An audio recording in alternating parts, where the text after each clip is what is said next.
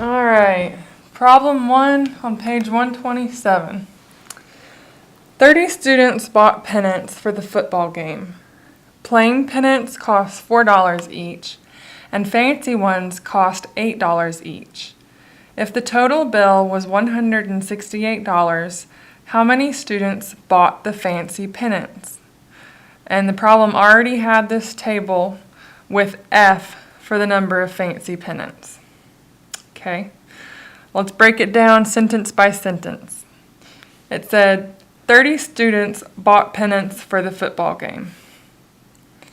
Well, they've already put an F in fancy pennants, and if only 30 students bought, then the number of students that bought fancy pennants plus the number of students that bought plain pennants must be 30.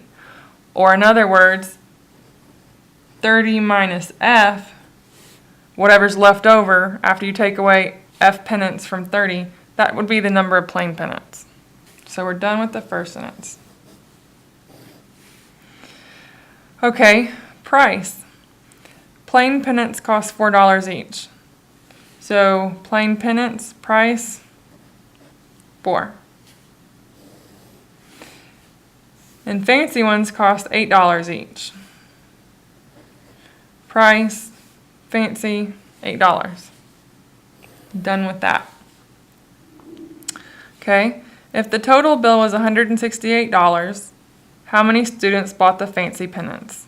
Okay, let's circle the box that they're asking about. How many students bought the fancy pennants? Number, how many? Fancy, so we are actually solving for F. Sometimes it's just the variable that we want. Sometimes it's more than just a variable. It would be find the variable and do something to it. But in this case, it's just the variable that we want.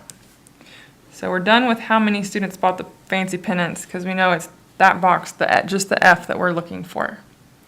All right, the total bill. Well, that would be the cost of the fancy pendants plus the cost of the plain pennants.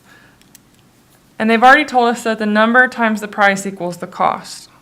If we do a unit analysis, okay, number of what? Your unit would be pennants.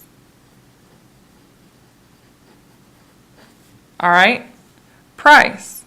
You might be tempted to just use dollars as your price. But if you did, nothing would cancel. And cost, unit for cost would be dollars. So you might be scratching your head wondering, okay, pennants is a unit, dollars is a unit, and I'm supposed to end up with just dollars. Something's not right here. Well, you needed to cancel pennants. Is this price the price per pennant? Yeah, it's the price for one pennant. So you could say price or cost per pennant.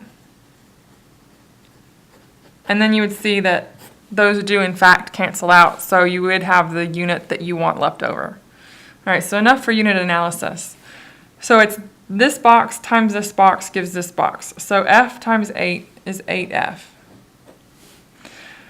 This one's a little more complicated because it's all of this box times 4. In other words, you're going to have to use parentheses. So 4 times 30, that would be 120. Keep your minus sign. 4 times F would be 4F. All right, let's go back to this little piece we haven't finished using yet. If the total bill was $168, again, the total bill is the cost of the fancy pennants plus the cost of the plain pennants. So your total cost would be 8F, the cost of your fancy pennants, plus, we really don't need parentheses because if I'm adding, it's not going to change. But if you use parentheses, it's not wrong. But we're adding all of this box. So the cost of the fancy pennants plus the cost of the plain pennants equals $168. Now we are done with that piece of information. Now you are simplifying. Move it up a little bit. 8F minus 4F would be 4F. Keep your 120. Now we are going to subtract 120 from both sides. Whoops.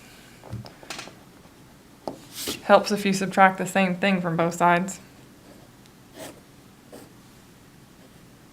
That leaves you with 4F equals 48. Divide by 4, divide by 4, and we get F equals 12.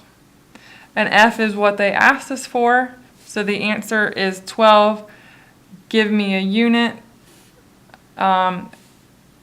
Again, how many students bought the fancy pennants? Well, the number of fancy pennants sold was 12, so 12 students bought the fancy pennants. There you go. And since they asked how many students, 12 students.